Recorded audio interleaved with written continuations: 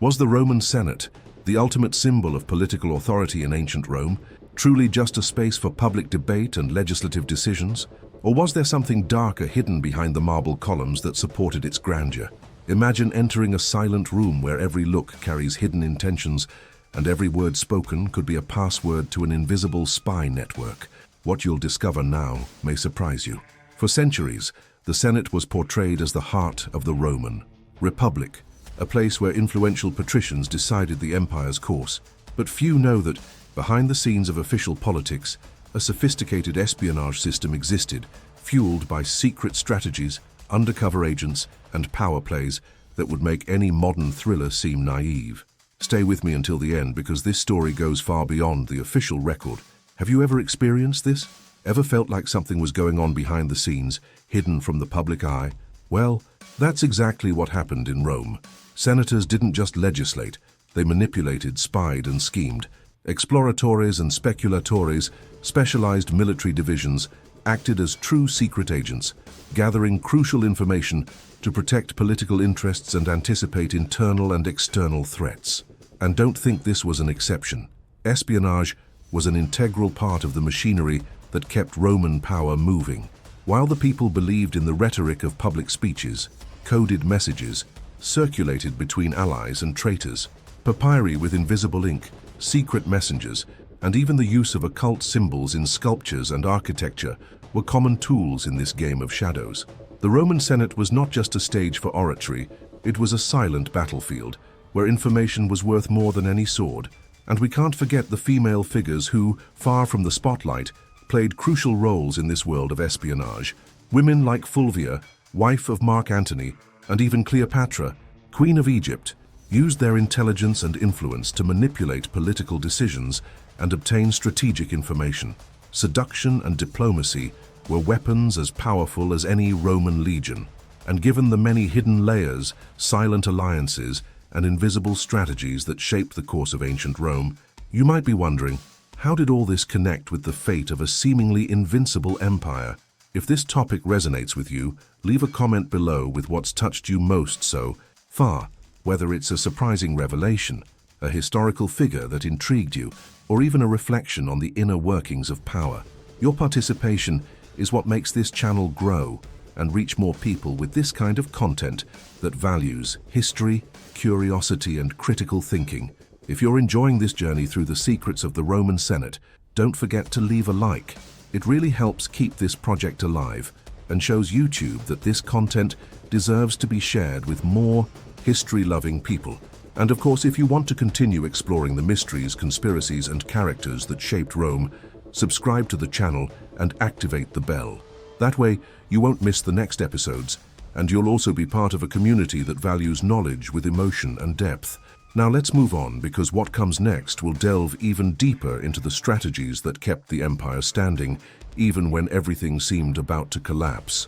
The Roman Senate, behind its solemn facade and eloquent speeches, was much more than a simple legislative body. It represented a complex and strategic cog within the machinery of power that sustained Rome for centuries. During the Republic, its role went beyond that of political advisor.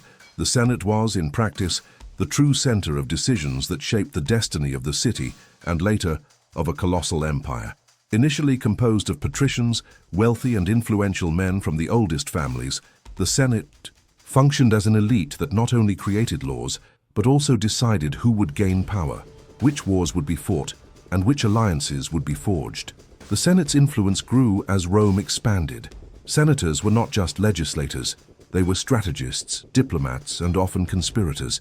Foreign policy, for example, was almost entirely controlled by them. Treaties, declarations of war, appointments of governors, everything passed through their hands. And it was not uncommon for decisions to be made based on personal interests, family rivalries, or hidden ambitions. What appeared to be an assembly of wise men was, in fact, a silent battlefield, where every word could be a weapon and every silence a veiled threat. During the height of the Republic, the Senate held more power than the consuls themselves, who were the magistrates elected to govern Rome.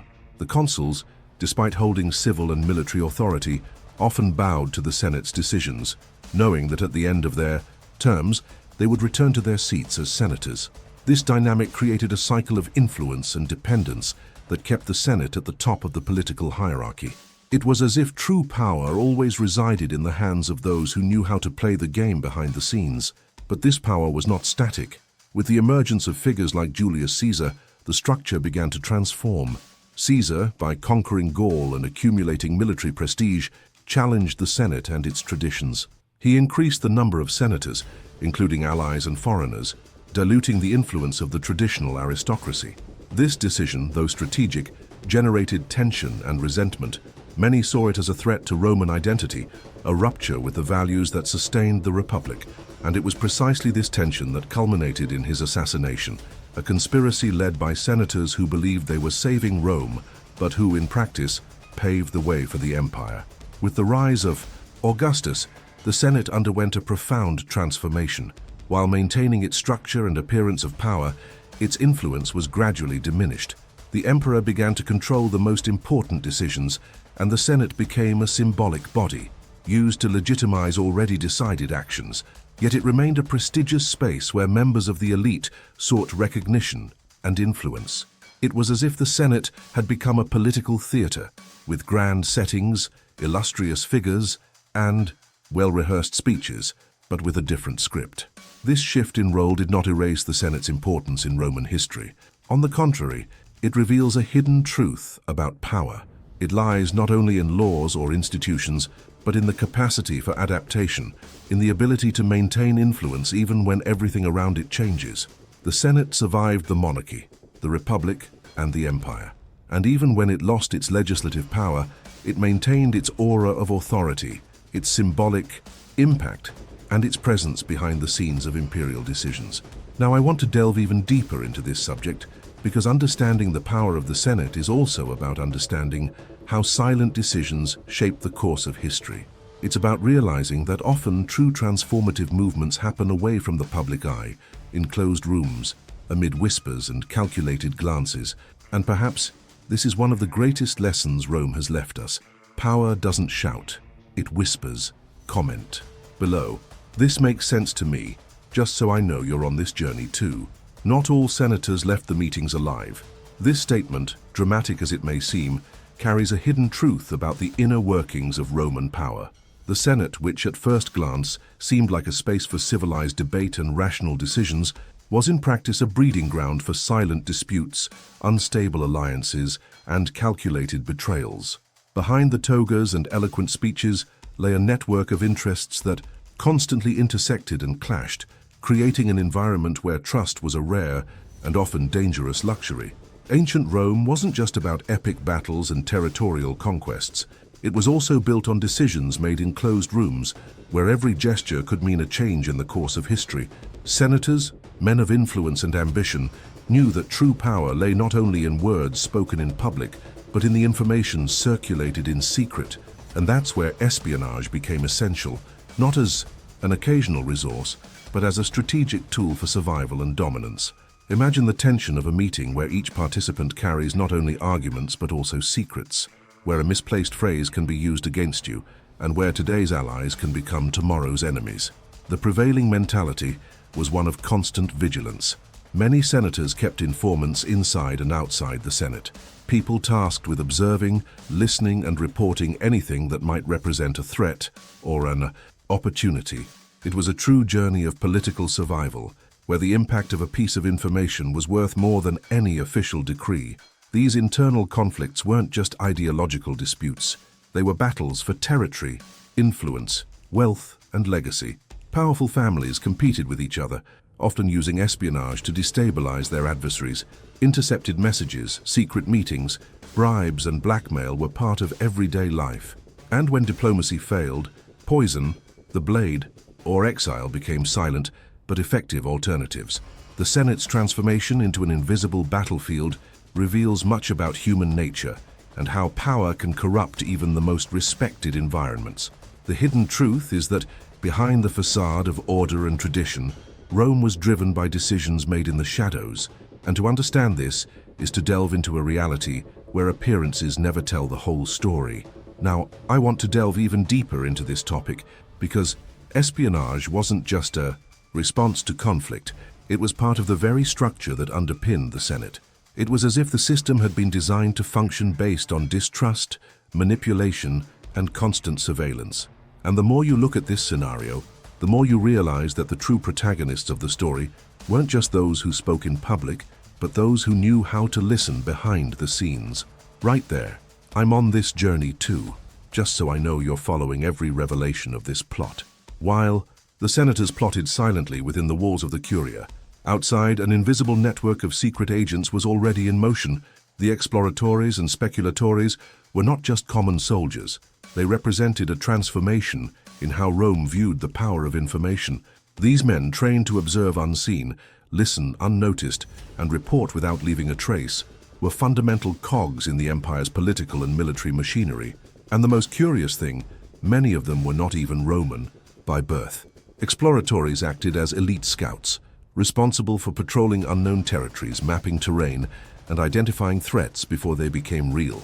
They were typically agile horsemen, recruited from auxiliaries, troops formed by allied or conquered peoples who knew the local geography well. Their mindset was shaped by constant vigilance, and their training included reconnaissance techniques, reading environmental cues, and even gathering intelligence from prisoners or deserters. They observed not only the enemy, but also the terrain, available resources, and vulnerable points. It was as if every step an explorator took was a strategic decision that could change the course of a campaign. Speculators, however, operated on an even deeper level. They were undercover spies, experts in disguise, codes, and manipulation. Many of them were recruited from deserters, prisoners, or even ordinary citizens who, for some reason, became useful to the system.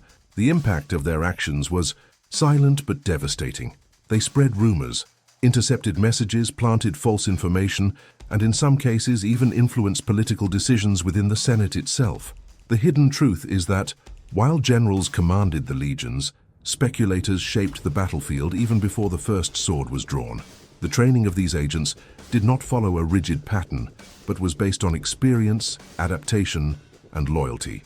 Many learned on the job, being sent on increasingly complex missions where failure meant not only death, but the complete disappearance of identity. It was a lonely journey, where recognition rarely came, but the impact was immense. And most fascinating, these men operated on behalf of senators, consuls, and emperors, but were almost never mentioned in official records. They were the behind-the-scenes of Roman glory, the eyes and ears of an empire that knew that information was as valuable as gold. Now I want to delve even deeper into this subject because understanding who these agents were also means understanding how Rome built its hegemony, not only with force, but with intelligence. It means realizing that behind public decisions, there was a silent network of observers shaping every move, every alliance, every betrayal. And perhaps by looking at this structure, we realize that true power has always rested with those who knew how to listen more than they spoke. Comment below. This makes sense to me, just so I know you're following this journey behind the scenes of history. While the exploratores and speculators operated in the shadows, the Roman Senate refined its own secret strategies to manipulate information and maintain control over crucial decisions. Politics, in this context, wasn't just about public speeches and formal votes. It unfolded behind the scenes, amid intercepted papyri, silent infiltrations, and carefully crafted blackmail. The impact of these actions was profound, shaping alliances, destroying reputations, and in many cases, deciding who would live to tell their side of the story. Intercepting messages was a common and extremely effective practice. Messengers were discreetly approached, bribed, or threatened, and their contents analyzed before reaching their destination. In some cases, messages were replaced with manipulated versions, capable of causing rifts between allies or fueling distrust between generals and senators. This strategic mindset transformed every communication into an opportunity for influence, and it was not uncommon for these actions to be authorized by high-ranking figures who knew that the truth hidden behind a letter could be worth more than any official pronouncement. Infiltration also played a crucial role. Servants, slaves, and even family members were used as informants within the senatorial houses. Many of these agents were trained to observe behavior, listen in on conversations, and report even the slightest signs of conspiracy. The transformation of these private environments into surveillance camps revealed the level of paranoia that dominated Rome. Trust was a rare currency, and senators knew that any slip-up could be used against them. Documents such as Cicero's letters, for example, show how surveillance and information manipulation were common practices, legitimized by the need to protect the stability of the state. Blackmail, on the other hand, was a silent and devastating weapon. Compromising information about business dealings, lovers, debts, or political decisions was accumulated and used at the right moment. A senator who opposed a particular proposal could suddenly change his position after a discreet visit or a veiled threat. Power lay not only in the hands of those who spoke the loudest, but also in those who knew what others were trying to hide. This dynamic created an invisible network of control, where public decisions were merely reflections of private agreements and silent pressure. Now, I want to delve even deeper into this topic, because understanding these strategies also means understanding how Rome built its authority, not only through military force, but also through emotional intelligence and psychological mastery. It's about realizing that behind the big decisions, there was a journey of manipulation, calculation, and narrative mastery. And perhaps by observing this scenario, we can see that true power has always resided with those who knew how to control information, not just those who disseminated it. Comment below. This makes sense to me, just so I know you're following this journey behind the scenes of history. Rome, March 15th, 44 BC. The day dawns like any other, but what is about to happen will forever change the course of history. Julius Caesar, the man who conquered Gaul, defied Pompey and became dictator for life, walks toward Pompey's Curia for another Senate meeting. What he doesn't know is that, at that very moment, dozens of senators, men he believed to be allies, some even pardoned by him in past wars, had already revealed their intentions.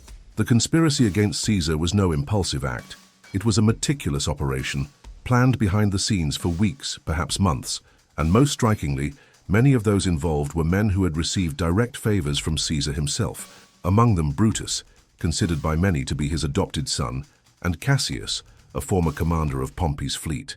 The hidden truth behind this attack lies not only in politics, it lies in the mindset of a Senate that felt threatened by the transformation Caesar represented. The assassination scene is worthy of a historical thriller. Caesar enters the room surrounded on all sides, and the first blow comes from a nervous Casca, missing the target by inches. Caesar tries to react, grabbing his attacker's hand, but it's too late. Daggers multiply. Once familiar faces now become shadows of betrayal. He is stabbed 23 times and falls at the foot of Pompey's statue, as if fate wanted to make it clear that the Republic was being sacrificed to its own past. The impact of this act was immediate. Rome plunged into chaos, and the conspirators, who expected to be welcomed as liberators, found closed doors and looks of fear. The population, who saw Caesar as a popular leader, did not buy the narrative of tyrannicide, and what was supposed to be a restoration of the Republic became the beginning of a new journey, the birth of the empire. But espionage wasn't limited to conspirators. Cicero, ancient Rome's greatest orator, also knew how to play behind the scenes. Although he didn't directly participate in the assassination, he had faced conspiracies before, such as Catiline's in 63 BC, and knew that information was the most powerful weapon of all. Cicero maintained a network of informants, read between the lines of speeches, intercepted messages, and used his rhetoric to destabilize opponents. His impact came not from physical strength, but from his ability to transform words into decisions. And this shows that in Rome, power didn't reside solely in the legions.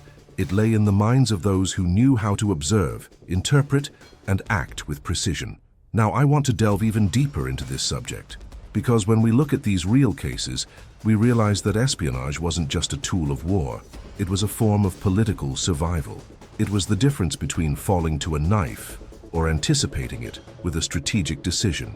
And perhaps by understanding these behind-the-scenes details, we'll begin to see that history isn't made just by big names, but by the silent movements that shape every choice. Imagine living in a world where every written word could be a trap, every papyrus a disguised clue, and every messenger a potential traitor or hero. Espionage in ancient Rome didn't rely on satellites or hidden microphones. It relied on sheer ingenuity, on methods that today seem almost poetic, but which carried impressive strategic precision. One of the most fascinating resources was invisible ink. Yes, ink that could not be seen with the naked eye, made from simple substances like lemon juice or milk. The message was written with a quill dipped in this liquid, and when the paper dried, it appeared blank. Only those who knew the secret could reveal the content by heating the paper, with a flame, a hot stone, or even body heat. It was a form of steganography, where the goal was not to hide the meaning, but the very existence of the message. And this already demonstrates the level of strategic thinking these agents possessed. It wasn't enough to encode, it was necessary to disguise. But invisible ink was just one layer of this silent network. Papyrus codes also played a crucial role. Many of them used simple ciphers, such as the famous Caesar cipher, where each letter was replaced by another, shifted a few positions in the alphabet. It sounds basic, but it worked, especially when combined with messages written between lines of seemingly ordinary text. A document about harvests could hide military instructions. A romantic poem could contain troop coordinates. And most curiously, some papyri were written with two types of ink, one visible and one invisible, creating an overlapping meaning. It was as if each message held a hidden truth, waiting to be revealed by whoever knew how to decipher behind the scenes. And then came the secret messengers. Don't think of uniformed soldiers running the roads. Many were merchants, itinerant artists, even slaves. Some had messages tattooed on their scalps, hidden beneath their hair, a technique used in Greece and adapted by the Romans. Others carried papyrus wrapped in common objects, such as sticks, sandals, or even hollowed-out fruit. The transformation of these individuals into key figures in espionage shows how seemingly simple decisions, like who would carry a letter, could have a direct impact on the survival of an empire. What's more, many of these messengers didn't even know the contents they carried. They were trained not to know, not to reveal, just to complete the route.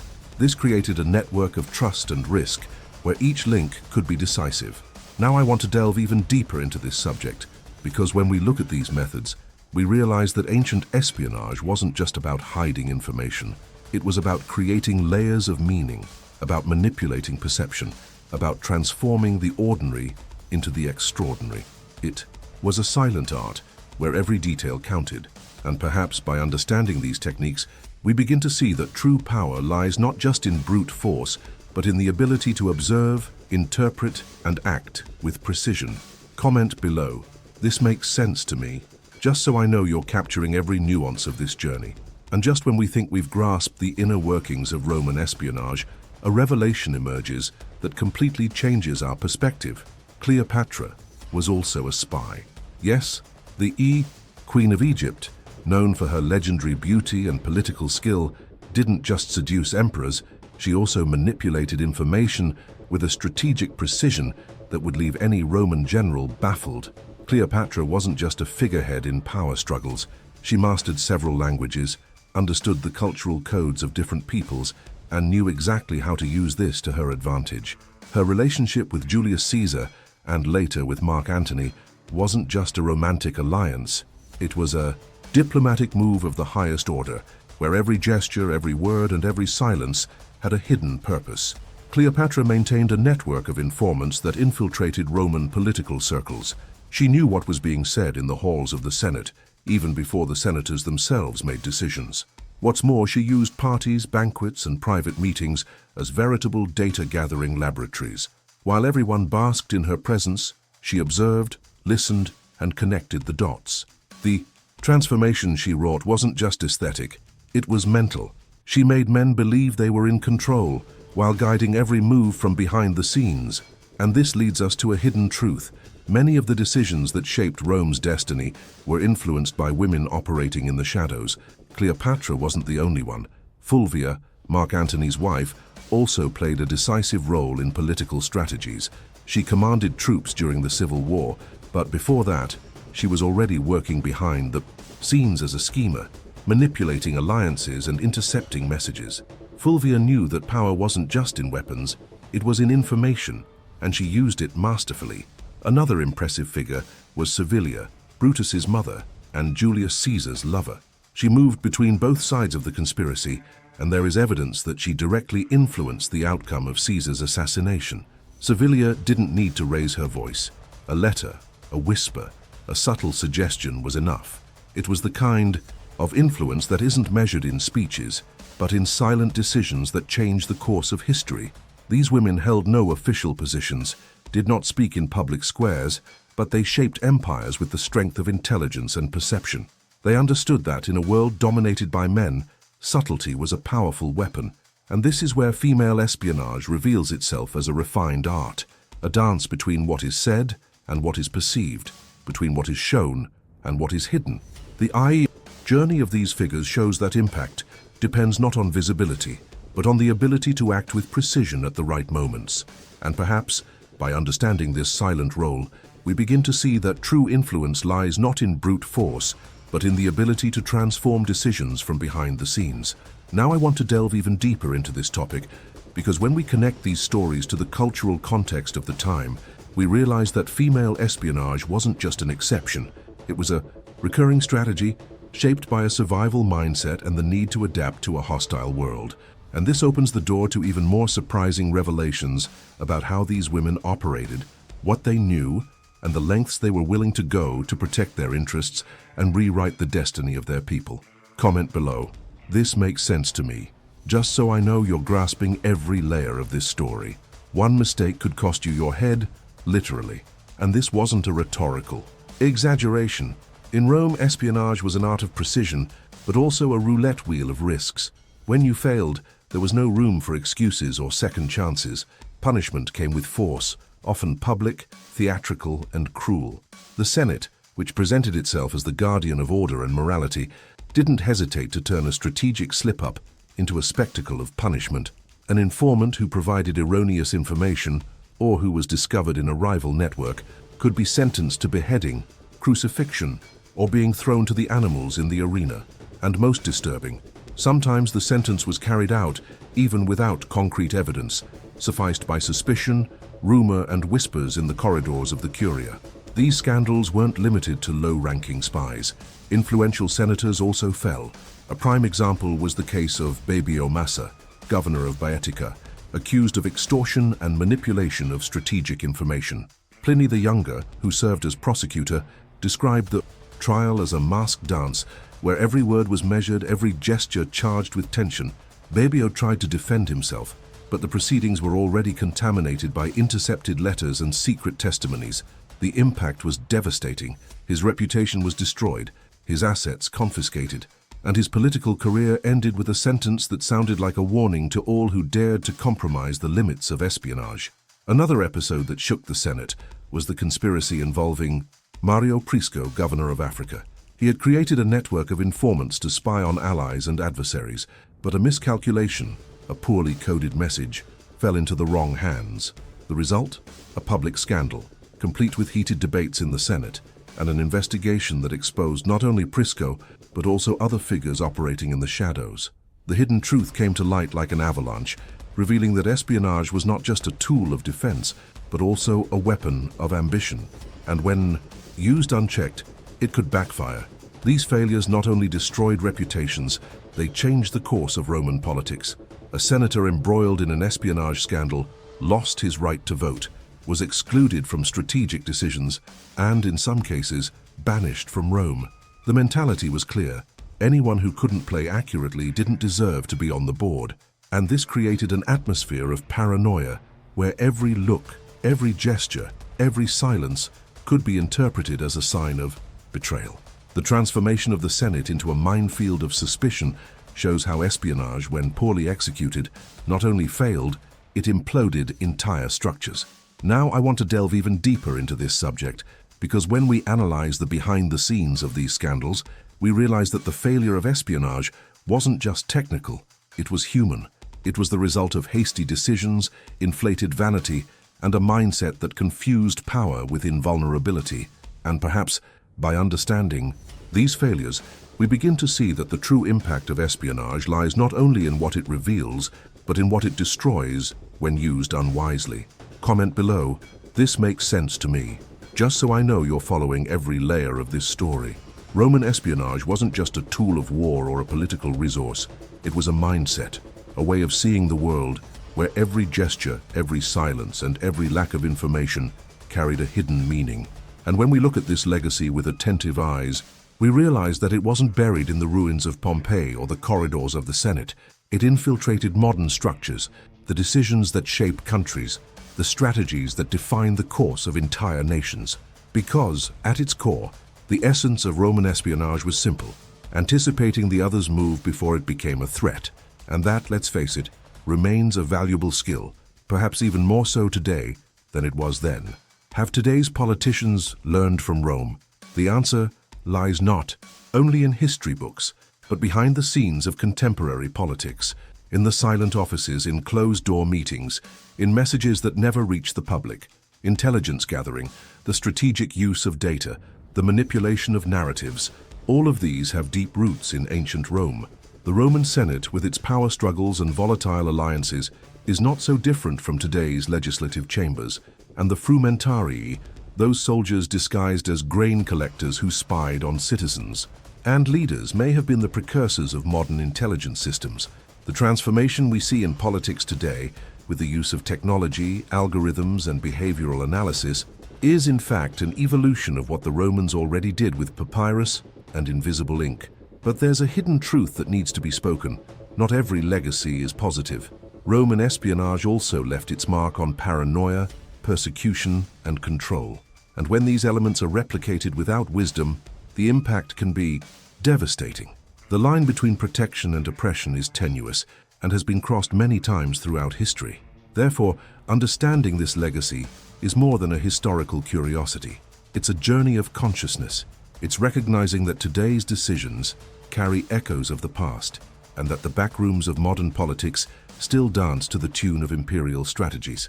Now I want to delve even deeper into this topic, because when we start connecting the dots between Rome and the present, we realize that patterns repeat themselves. Strategies return in new guises, and this opens the door to a powerful reflection. Are we simply reinventing what's already been done? Or are we ready to transform this knowledge into something more conscious, more ethical, more aligned with the values we want to preserve? Right there. I'm on this journey too, just so I know you're following every layer of this story. If you've made it this far, it's because this journey resonated with you on some deeper level, and that says a lot, because a story, when told with truth and revelation, leaves its mark, the kind that's hard to erase. So, if this content provoked reflection, if it opened the door for you to see decisions differently, it might be worth subscribing to the channel. Here, each video is crafted to deliver exactly that: perspective, context, and those layers that are usually hidden. Leave the phrase "I'm with you until the end" in the comments, just so I know you stuck with me until the very end, and that this message resonated with you. Give the video a like just to seal the connection we've now built. And of course, if you want to continue this line of thought, there's a video right here that expands on this topic with other angles and imperial strategies. Click and stay with me there.